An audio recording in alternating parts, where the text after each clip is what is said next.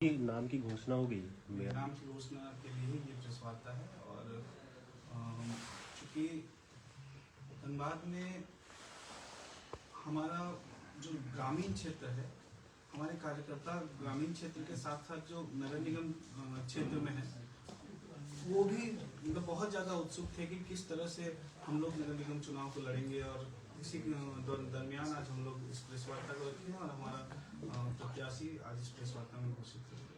कौन है? हमारे पार्टी की ओर से हमारे समर्थित उम्मीदवार रहेंगे प्रकाश महतो जी और प्रकाश कुमार जी। चूँकि अब जेएलके में विजनरी लीडरशिप के लिए आप लोग सब जानते हैं, जेएलके पूरे झारखंड में एक विजनरी लीडरशिप के लिए जाना जाता है और उसी को आगे बढ़ाते हुए हम लोग प्रकाश कुमार जी के नाम को समर्थित उम्मीदवार के रूप में पेश कर रहे हैं।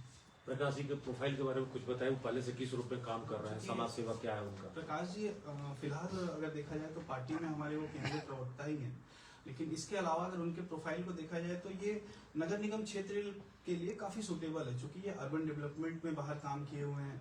और जो एजुकेशनल क्वालिफिकेशन को देखा जाए तो NITN है, उसके बाद दूसरे देशों में भी इन्होंने काम किया है। और इनका फोकस जो है अभी तक जो इनका काम था वो नगर निगम क्षेत्र के विकास को लेकर ही उन्होंने काम किया है। तो पार्टी ने उसी को देखते हुए इनके नाम को हम लोग आगे किए। धनबाद वासियों को कैसे लाभ मिल पाएगा अगर ये बतौर मेयर चुने जाते हैं तो? देखिए, अभी तक जो धनबाद के वर्तमान में चाहे जो भी जनप्रतिनिधि है, सबका विजनलेस दिखता है। हमारी ओर से अगर देखा जाए तो विजनलेस पॉलिटिक्स जो है वो दिखता है। हमें लगता है एजुकेटेड लोग अगर आएंगे इस क्षेत्र में, एजुकेटेड लोग अगर आएंगे शहर के विकास में अपना योगदान देने के लिए, तो निश्चित तौर पर आने वाले समय में धनबाद वासियों को इसका लाभ पहुंचेगा। शहर में जेल के हम उतना नहीं अभी दिखता है पकड़।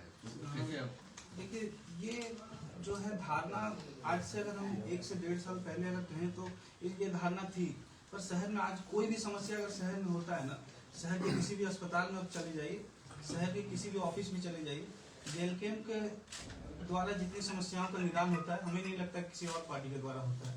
तो जेएलके अब 1 साल पहले आप कह सकते हैं शहर में कमजोर थी, पर अभी फिलहाल देखा जाए तो जेएलके ही एकमात्र पार्टी है शहर में एक्टिव है। क्या जेएलके मेयर प्रत्याशी के साथ साथ वार्ड पार्षद प्रत्याशी भी उतारेंगे? अभी फिलहाल अगर देखा जाए तो इस पर चिंतन मंथन बन रहा है, पर अधिकतर उसमें अधिकांश चांसेस रहेगा कि हम लोग केवल मेयर पे ही फोकस करेंगे और केवल उन्हीं क्षेत्रों में जहां पर हमारे कार्यकर्ता डिमांड करेंगे कि हाँ हमारे मेयर के प्रत्याशी क्योंकि ये दलीय आधार चुनाव नहीं है। तो ऐसा नहीं है कि जेएलके जितने नगर महानगर हैं जहाँ भी नगर निगम चुनाव हो रहा है माइक कॉलर में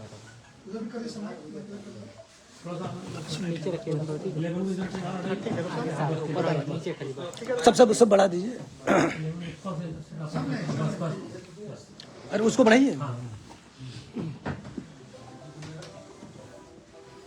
छोटा माइक कॉलर में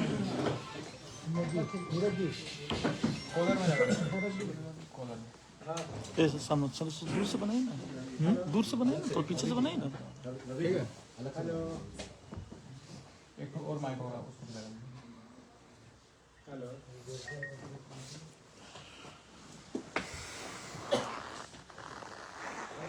प्रकाश जी ये बताइए, पार्टी आपको समर्थन दे रही है नया चुनाव लड़ने के लिए और आप भी जिज्ञासा जाहिर किया लड़ने के लिए, तो किन मुद्दों को लेकर नगर निगम चुनाव में मेयर के पद पर आप चुनाव लड़ने जा रहे हैं? जैसे मुद्दे तो देखिए शहर के अंदर बहुत है। पहले तो मैं तमाम मीडिया बंधुओं को सबको धन्यवाद देता हूँ, आप लोगों ने समय निकाला यहाँ आए और हम लोगों का जो ये प्रोग्राम था इसको आपने सक्सेसफुल बनाया। और पार्टी के सभी पदाधिकारियों को भी धन्यवाद कि उन्होंने एक आइडेंटिफाई किया कि हमें किस तरीके के कैंडिडेट को आगे बढ़ाना चाहिए। उसमें बहुत सारे फिल्ट्रेशन प्रोसेस पे लगे और भी लोग थे जिन लोगों को लगा कि जो उम्मीदवार हो सकते हैं, उन लोगों में से फिर एक नाम निकल के आए जिसको फाइनली केंद्रीय अध्यक्ष ने किया था। ठीक है, अब आप इन कैंडिडेट्स को डिक्लेयर कर सकते हैं। तो इसलिए जैसे सुशील जी ने पहले बताया कि ये दलीय आधारित चुनाव नहीं है, बट आप पार्टी एक प्रेजेंस बनाने के लिए और साथ ही साथ अपने सारे एजेंडा जो भी हमारे पार्टी जो काम करती रही है उसको धरातल पर उतारने के लिए अपनी प्रेजेंस बनानी जरूरी है। तो इसलिए मुझे अडॉप्ट किया गया। अब यही कि जो यहाँ के मुद्दे हैं मेनली, अब हम लोग अलग अलग तरीके से सोचते हैं। जैसे हमारी पार्टी बहुत लोकतांत्रिक पार्टी है, हमारी संवैधानिक पार्टी है, तो उसमें हर किसी के आइडियाज़ को लिए जाते हैं। जैसे हमारे अगर एक विधायक है तो सिर्फ उसका आइडिया नहीं होता, पूरी पार्टी का आइडिया होता है। वैसे आज अगर मेयर इलेक्शन में मैं आया हूँ तो ये सिर्फ मेरे आइडियाज़ नहीं हैं, ये पूरी पार्टी के आइडियाज़ हैं जो आगे इम्प्लीमेंट होंगे। तो हम लोगों ने सोचना ऐसे शुरू किया कि आप जब सुबह उठते हैं और रात को सोते हैं, उसके बीच में सारी जो आपकी दिनचर्या है उसमें कहाँ कहाँ ऐसी चीज़ें अफेक्ट होती है जो नगर निगम जिस प्रॉब्लम को सॉल्व कर सकता है या जो एक मेयर उन प्रॉब्लम्स को सॉल्व कर सकता है। अब आप समझिए कि अगर आपको सुबह उठने के बाद पानी चाहिए तो क्या आपके घर पे नगर निगम की तरफ से कोई पाइपलाइन की सप्लाई है या नहीं है? अगर नहीं है तो वो इन्फॉर्मेशन नगर निगम ऑफिस तक पहुँचे और वहाँ पे पाइपलाइन की सुविधा हो। उसके बाद अगर आपको मॉर्निंग वॉक पे जाना है तो आपके घर के पास कोई पार्क है या नहीं है जहाँ आप मॉर्निंग वॉक जा सके, जहाँ फ्री एंट्री हो। तो अगर नहीं है तो पूरे 55 वार्ड में फिर मॉर्निंग वॉक के लिए एक प्रॉपर प्लेग्राउंड, एक वॉकवे इस तरह का बनाया जाएगा। उसके बाद जब आप निकलते हैं अपने ऑफिस के लिए जाते हैं तो क्या ट्रैफिक व्यवस्था वैसी है या नहीं है? अगर प्राइवेट कार से आप जा रहे हैं बहुत अच्छी बात है, आप सक्षम हैं। जो लोग सक्षम नहीं है उनके लिए आप ऑल्टरनेट पब्लिक ट्रांसपोर्ट मोड क्या दे पा रहे हैं ताकि वो अपने घर से ऑफिस जा सके? सिटी बस सुविधा बिल्कुल नहीं है। यहाँ पे हम लोग ऑटो और टोटो के भरोसे हैं, बट क्या वो वेदर कंडीशन के लिए सूटेड है? कोई भी एक छोटा बच्चा, कोई भी एक औरत, कोई भी एक बूढ़ा इंसान क्या इस ठंड में खुले ऑटो में जाना पसंद करेगा? बारिश के मौसम में क्या वो जाना पसंद करेगा? शायद ज़्यादातर जवाब आएगा नहीं। तो इसलिए हम लोग सिटी बस को फिर से इम्प्लीमेंट करेंगे और सस्टेनेबल मोड पे लेके चलेंगे, मे बी पीपीपी मोड पे भी लेके आए, जिससे कि हम लोग उसको लॉन्ग टाइम तक सर्वाइव करवा पाएँ। अब उसके बाद ट्रैफिक के बाद फिर हम लोग आते हैं कि अगर बिजली की समस्या यहाँ पे है, शायद वो नगर निगम के अंदर नहीं आता है, लेकिन जहाँ पे हमारी डेफिसिट हो रही है इलेक्ट्रिसिटी सप्लाई में, जैसे मेरे घर में तो हर दिन का प्रॉब्लम है सरायडेला में, सुबह करीब 8 बजे 9 साढ़े 9 बजे तक जो पीक टाइम होता है आपके यूज़ का, इलेक्ट्रिसिटी नहीं होता है, आप गीजर यूज़ नहीं कर पाते हैं। तो हम लोग एक ऑल्टरनेट मोड और देखेंगे कि क्या हम लोग सोलर सिस्टम या सोलर इस तरह के हम लोग पैनल्स लगवा के या इस तरह का छोटा छोटा सोलर यूनिट्स लगवा के डिफरेंट वार्ड्स के अंदर, ताकि आप एम्प्लॉयमेंट भी जनरेट करें, न्यू बिजनेस को लेके आए और वहाँ से जो इलेक्ट्रिसिटी डेफिसिट है क्या हम लोग उसको फुलफिल कर पाएंगे। तो एक तरीके से नगर निगम के अंदर एंटरप्रेन्योरशिप का एक मॉडल डेवलप हो जाएगा कि हम लोग ये भी कर सकते हैं। बाकी फिर पर्सनल सेफ्टी इन चीज़ों को लेकर जब आप सड़क पे आते हैं तो क्या स्ट्रीट लाइटें सब जगह है या नहीं है? जहाँ पे नहीं है उसका फीडबैक लिया जाएगा, उन एरियाज पे काम किया जाएगा। या आपके घर तक लास्ट माइल कनेक्टिविटी जिसको कहते हैं, आपके घर तक एक्सेस है या नहीं है? अगर वो नहीं है, वो फीडबैक लेने के बाद फिर उस पर काम किया जाएगा। तो हम लोगों ने एक हर इंडिविजुअल के लाइफ को पूरा स्कैन करके हाँ जहाँ पे नगर निगम या एक मेयर बदलाव ला सकता है, उन सारी चीज़ों पर हमने प्रॉपर्ली डॉक्यूमेंट और ड्राफ्ट किया है जो हमारे प्लानिंग में है। अच्छा, एक बात बताइए, यहाँ पे कई दिग्गज जो है अपने उम्मीदवार हैं, तो अपने आप को आप कहाँ देख रहे हैं? देखिए, ये एक ऐसा चुनाव है जहाँ पे मुझे लगता है मैं आप लोगों के चैनल के माध्यम से सारे पब्लिक को, हर एक इंडिविजुअल को ये कहना चाहूँगा कि इन सारे दिग्गजों में से बहुत लोग हैं जो पहले चुनाव लड़ चुके हैं। तो उनके टेन्योर में अगर आपको लगता है कि बहुत अच्छा बदलाव आया है या आपको लगता है उनसे उम्मीद है, तो डेफिनेटली उनको वोट कीजिए। लेकिन अगर आपको लगता है कि कोई एक एजुकेटेड मेयर आपके सामने हो, जहाँ की कम से कम आप जिस पे फेथ कर सके, जहाँ जिस मेयर से मिलने में आपको डर न लगे, ठीक है। जब आप दिग्गज कहते हो तो दिग्गज में बहुत तरीके के होते हैं, जहाँ धनबल भी होता है, जनबल भी होता है, बहुत चीज़ें होती है, बाहुबल भी होता है। तो अगर आपको लगता है कि आप इन सब चीज़ों से ऊपर किसी को निष्पक्ष रूप से सिलेक्ट करना चाहते हैं, तो फिर मैं देखता हूँ कि शायद जनता प्रेफर करेगी कि एक कोई पढ़ा लिखा इंसान जो अपने एक सेट करियर को कॉम्प्रोमाइज़ करके और इलेक्ट्रल पॉलिटिक्स में आया है इसलिए कि कुछ बदलाव लाना चाहते हैं, कुछ नया करना चाहते हैं, जो हमारी जेलकेम पार्टी जिस चीज़ के लिए जानी जाती है। तो किसके आने से डर का माहौल बन जाएगा? ये मैं तो ओपन कहना तो बहुत मुश्किल है, मुझे भी डर है। अभी आपको मेजर क्या लगता है, क्या कमी है मेजर धनबाद नगर में जो आम जनता को चाहिए? ड्रेनेज सिस्टम बिल्कुल बेकार है धनबाद, तो उसको कैसे दुरुस्त करेंगे? लोग आते हैं, कहते हैं, चले जाते हैं, फिर वही स्थिति जनता को झेलना पड़ता है। देखिए, ड्रेनेज सिस्टम का जैसे मैं एक सिविल इंजीनियर बाय प्रोफेशन हूँ, टोटल 20 साल का मेरा वर्क एक्सपीरियंस है और उस 20 साल में मेरा मास्टर्स डिग्री भी इंपीरियल कॉलेज लंदन से है। तो मैंने और करीब 26 देशों में मैं विजिट कर चुका हूँ, 3 देशों में मैंने काम किया है। तो मैं देखता हूँ कि दूसरे देशों में सिस्टम्स कैसे काम करती है। तो जैसे ड्रेनेज का आपने बताया, बहुत अच्छा और बहुत इंपॉर्टेंट टॉपिक है। कुछ समय पहले शायद लास्ट ईयर हिंदुस्तान न्यूज़पेपर की तरफ से एक सिम्पोजियम टाइप रखा गया था, जहाँ जनप्रतिनिधि भी थे, कुछ जनता के लोग भी थे, कि आखिर ये ड्रेनेज सिस्टम या स्पेसिफिकली दहिया में रानी बांध के आसपास जो फ्लडिंग हो जाती थी रोड, तो उसको सॉल्व कैसे करें। तो एक एग्जांपल मैंने दिया था जो मैंने किसी और कंट्री में देखा, जैसे हर कैटेगरी के रोड और हर कैटेगरी के ड्रेन का एक ओनरशिप होता है। जो वहाँ के एक्सप्रेसवेज हैं, नेशनल हाईवेज हैं, वो वहाँ की जो सेंट्रल अथॉरिटी है प्राइम मिनिस्टर्स ऑफिस के अंदर आती है, उसका पूरा रख रखाव वो करते हैं। उसके बाद जो नेक्स्ट लेवल की रोड आते हैं, जो जिसको डिस्ट्रिक्ट रोड कहते हैं, उसका सारा देख रहे एक मेंटेनेंस, उसका कंस्ट्रक्शन वहाँ की रोड डेवलपमेंट अथॉरिटी करती है। और उसके बाद जो सबसे छोटी जो सड़कें हैं या छोटी नालियाँ हैं वो म्यूनिसिपल करती है। तो हर तरह के नालों का डेफिनेशन और ओनरशिप डिफाइंड है। यहाँ भी हमारे पास डिफाइंड है, लेकिन प्रॉब्लम कहाँ है कि हम लोग एक सिस्टमैटिक तरीके से इसको नहीं देखते हैं। अगर प्रॉब्लम रानी बांध में है तो वहाँ पे रोड का लेवल ऊपर कर दिया, पानी कहीं भी चला जाए उससे फर्क नहीं पड़ता है। बट जो हमारे माइंडसेट में जो हम लोग करना चाहते हैं कि हम लोग एक पूरा स्टडी एरिया का जो पूरे 55 वार्ड है इसका एक मैपिंग करवाना चाहते हैं। आजकल मैपिंग के बहुत तरीके हैं, आप ड्रोन के थ्रू करवा सकते हैं, पूरे एरिया का एक 3D मॉडल बनवा सकते हैं। उस 3D मॉडल के अंदर आपको ये पता चलता है कि लो पॉइंट्स और हाई पॉइंट्स कहाँ कहाँ है। पानी हमेशा हाई पॉइंट से लो पॉइंट की तरफ ट्रैवल करता है। उस हाई पॉइंट से लो पॉइंट तक ट्रैवल करने के बीच में जितनी भी एरियाज आती हैं, नीलांचल कॉलोनी देखिए, एक बारिश में पूरा ग्राउंड फ्लोर डूब जाता है। तो उन एरियाज के प्रॉब्लम को सॉल्व करने के लिए क्या हमारे ड्रेनेज को फिर हम लोग आउटफॉल कहाँ बनाएंगे? हमारे पास पंपू तालाब है, हमारे पास रानी बांध है, हमारे पास आउटफॉल लोकेशंस हैं। उनको आइडेंटिफाई करके हाई पॉइंट से उन लो पॉइंट तक ले जाने के लिए जो ड्रेनेज की सुविधा चाहिए होगी, चाहे हमें कंक्रीट का ड्रेन बनाना पड़े, चाहे हमें जो आजकल डक्टाइल आयरन की पाइप्स बनानी पड़े, तो जो भी जरूरत पड़ेगी उस तरीके से उसका मैपिंग करके एक स्टडी करा के प्रॉपर एक कंसल्टेंसी कंपनी को लेके आया जाएगा जो डीपीआर बनाएगी, कॉस्ट एस्टिमेट बनाएगी, फिर उसको कंस्ट्रक्शन स्टेज तक लाया जाएगा। समीकरण क्या रहने वाला है आप लोगों का? बातें तो अच्छी कर रहे हैं, सुझाव भी अच्छी दे रहे हैं, पर चुनाव तो समीकरण से जीते जाते हैं। किन्हें कोर वोटर मानते हैं? ये कोर वोटर सारी पब्लिक है, ये त्रस्त सभी हैं, चाहे वो किसी भी समुदाय से हो, चाहे वो किसी भी अंग से हो। अब कोई कहता है, कोई कहता है मैं फॉरवर्ड कास्ट को लेके चल रहा हूँ, उनके वोटर्स को, कोई कहता है मैं ओबीसी वर्ग को लेके चल रहा हूँ, कोई कह रहा है मैं मुस्लिम वर्ग को लेके चल रहा हूँ। मुझे इससे कोई फर्क नहीं पड़ता। जब आप सड़क में फंसते हैं तो कोई फर्क नहीं पड़ता आप फॉरवर्ड है, आप बैकवर्ड है, आप मुस्लिम है, आप कौन से कम्युनिटी से आते हैं। जब आपके घर पे पानी घुस जाता है कोई फर्क नहीं पड़ता आप कौन से कम्युनिटी से आते हैं। मैंने जितने भी प्रॉब्लम्स बताएं या जितने भी सोल्यूशन बताएं ये हर किसी के लिए एप्लीकेबल है। चाहे आप सुबह मॉर्निंग वॉक पार्क में जाते हैं, कोई कम्युनिटी स्पेसिफिक आदमी नहीं जाता, वो हमारे जैसे लोग जाते हैं।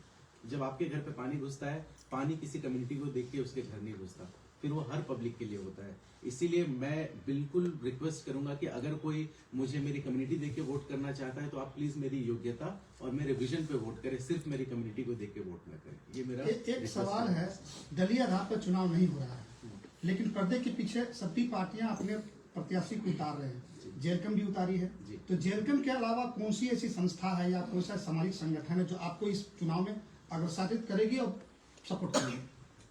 अगर जो अभी तक आप लोगों के चैनल के माध्यम से जो भी मैं अपना विजन बता पाया हूँ सबको, अगर लगता है कि आप कुछ बदलाव देखना चाहते हैं अगले 2 साल, 4 साल, 5 साल में, तो फिर मुझे लगता है कि सारे दलों को एक साथ आके आप अपने डेफिनेटली मॉरल सपोर्ट तो कीजिए अपनी पार्टी को, लेकिन अगर एक्चुअल में बदलाव लाना चाहते हैं तो आप किसी ऐसे के साथ जाइए जिसका कोई पॉलिटिकल बैकग्राउंड नहीं है, जिसका कोई ऐसा बैकअप नहीं है, जिसकी राजनीति मजबूरी हो।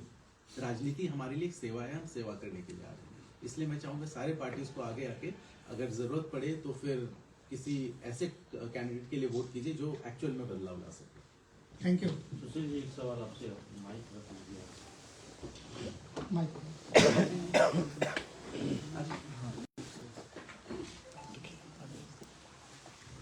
जैसे इस चुनाव में चर्चा हो रही है कि सांसद ढुल्लू महतो अपनी पत्नी को चुनाव लड़ाना चाहते हैं, और अभी हाल में आपका एक बयान बड़ा वायरल हो रहा है जिसमें आपने बताया कि सांसद महतो की पत्नी डुमरा अस्पताल में कार्यरत है, वो सेवा नहीं देती है, घर में रहती है। नहीं, सेवा नहीं देती मैंने ये नहीं कहा, ये जांच का विषय है। हाँ, अब आपने कहा कि अस्पताल में कार्यरत है, लेकिन आप लोग जाकर देखिए, जांच कीजिए। लेकिन जहाँ तक जानकारी है वो कार्यरत है। अब वो किस रूप में सेवा दे रही है नहीं दे रही है अलग विषय है, उनके पास पर्याप्त टाइम है या नहीं है, लेकिन फिर भी कुछ लोग चाहते हैं कि वो मैदान में आए, मेयर का चुनाव लड़े। तो ऐसी बहुत सारे उम्मीदवार हैं जिनके बारे में आप अभी चर्चा कर रहे थे। ढुल्लू महतो की पत्नी अगर चुनाव मैदान में उतरती है तो क्या सीन देखते हैं आप? सबसे पहले तो सामने देख के जिस पार्टी से वो आती है वो कहती है कि परिवारवाद को, भाजपा जो है भारत के लोकतंत्र का जो अभी स्तंभ जो भाजपा ने अभी जो चुनाव जीतकर जो भारत में अपना जो लोकतंत्र में वो लोग हैं, तो भाजपा का कहना है कि परिवारवाद हम खत्म करके आज सत्ता में आए हैं। तो अगर परिवारवाद को बढ़ावा अगर निश्चित तौर पर अगर वो आती है तो परिवारवाद तो एकदम मतलब अभी फिलहाल देखा जाए तो अभी फिलहाल भी परिवारवाद उस पर हावी है। और अगर मैं तो कहता हूँ सांसद हैं, विधायक हैं, मेयर बन जाए, पार्षद बन जाए, मुखिया बन जाए, सब वहीं से आ जाए तो इससे जनता का कल्याण नहीं होगा। और जनता के कल्याण के लिए जब तक आम लोग सत्ता में आएंगे, आम लोग आम जन समस्याओं को समझेंगे नहीं, तब तक जनता की समस्याओं का कभी समाधान नहीं होगा। आपका क्या विचार, उनको चुनाव लड़ना चाहिए नहीं लड़ना चाहिए? सबसे पहले तो जब तमाम मीडिया बंद हुआ है तो सबसे पहले तो ये संदेश देना चाहेंगे हमारे धनबाद के सांसद महोदय को, आकर वो धनबाद में रहें, धनबाद की जनता को बागमारा जाना ना पड़े। मेरा सवाल वो नहीं, सावित्री देवी को चुनाव लड़ना चाहिए नहीं लड़ना चाहिए? निश्चित लोकतंत्र है भैया, चुनाव लड़ने का अधिकार सबको है, आकर चुनाव लड़े, स्वागत है, जनता जवाब देगी। अगर जनता उनको स्वीकार करेगी, जनता अगर चाहती है एक परिवार के सांसद रहे, एक परिवार का विधायक रहे, एक परिवार का मुखिया रहे, एक परिवार का मेयर रहे, एक परिवार का वार्ड पार्षद रहे, जनता स्वीकार करेगी तो हम लोग भी सहर्ष स्वीकारेंगे। सांसद है तो हम लोग सहर्ष स्वीकार कर उनको सांसद मानकर जब भी जन समस्याएं आती है धनबाद के तो फोन लगाता हूँ मैं खुद। लेकिन रिक्वेस्ट ये भी रहेगा कि सांसद जी अगर धनबाद में रहें, धनबाद की जनता परेशान है, धनबाद की जनता को जब समस्याएं आती है तो बागमारा जाना पड़ता है, तो रिक्वेस्ट रहेगा कि आकर धनबाद में रहेंगे। बागमारा का मोह माया नहीं छोड़ रहे हैं। देखिए किसी भी आदमी का अगर राजनीतिक जीवन में रहना है ना तो परिवार का जो मोह माया है, पारिवारिक मोह माया से निकल कर आना पड़ेगा। तो सांसद जी को भी यही रिक्वेस्ट रहेगा। आप जब अपने क्या वो गिरिडीह लोकसभा में है, लोग धनबाद की समस्याओं को लेकर वो गिरिडीह लोकसभा जनता जाएगी, फिर धनबाद के लोग धनबाद की जनता को वोट, धनबाद के कोई प्रत्याशी को वोट करेंगे, गिरिडीह लोकसभा के प्रत्याशी को क्यों वोट करेंगे? लेकिन जिस अस्पताल में लोग कार्यरत है उनको आते जाते काम करते कभी देखा आपने? देखिए चूंकि मेरा कार्य क्षेत्र में है नहीं, मेरे घर से लगभग 40 किलोमीटर दूर में है, तो मैंने ये जनता के सामने रखा है। और आप लोग भी चूंकि मीडिया पर्सन है, लोकतंत्र की चौथे स्तंभ है, तो आप लोग जाकर उस अस्पताल में जांच कीजिए, कोलियरी में जांच कीजिए कि वो कार्यरत है कि नहीं, उनके अटेंडेंस सीट को देखिए। उनका आजकल तो बायोमेट्रिक चल रहा है, आपने तो पत्र जारी करके दिखाया था कि वो कार्यरत है। कार्यरत है तो मैं कह रहा हूँ, मैं क्या, उन्होंने खुद कहा है अपने, मैं कोई रिसर्च बहुत ज्यादा नहीं किया था, उनका जो चुनावी हलफनामा है उसको मैंने निकाल कर जनता के सामने पेश किया था, तो निश्चित तौर पर वहाँ कार्यरत है। ठीक, ड्यूटी क्यों नहीं करती वो मैं नहीं जानता, वो मैं नहीं जानता। सर जेएलपीएम क्या धनबाद के अलावा भी कहीं